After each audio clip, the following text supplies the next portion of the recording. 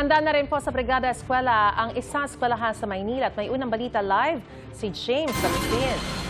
James, ano mga handa nila ngayon?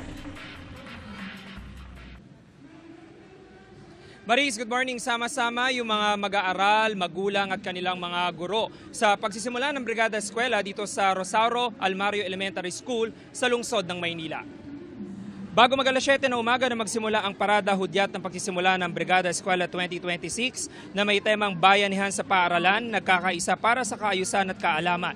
Inikot ang ilang kalsada para hikayati ng mga magulang na makiisa sa paglilinis ng mga classroom bilang paghahanda sa pagbubukas ng school year 2026 to 2027. Ang Rosauro Almario Elementary School ang may pinakamaraming bilang ng mga mag-aaral mula sa kindergarten hanggang grade 6 sa lungsod ng Maynila. Sa darating na school year, mahigit 8,000 pa rin po ang inaasahan na mag-aaral. Ayon sa principal na si Mrs. Belinda Dionisio, posibleng mabawasan daw ito ng kaunti kumpara noong nakaraang taon dahil sa nangyaring sunog sa Parola Compound kamakailan. Wala naman daw kakulangan pagdating sa classroom dahil may 277 na classroom ang paaralan. Patuloy din ang enrollment at orientation sa mga magulang para sa implementasyon ng 3-term calendar sa darating na school year. Meron pa rin pong lilinisin, at least kick-off kasi namin ngayon.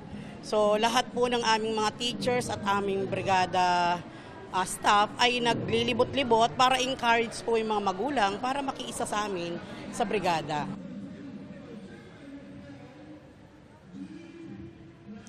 Samantala Maris, katatapos lamang nung parada at nakabalik na dito sa Rosauro Almario Elementary School yung mga nakiisa dyan at nagsimula na rin po yung kanilang programa. Matapos yung programa, isisimula na yung paglilinis dun sa mga classroom.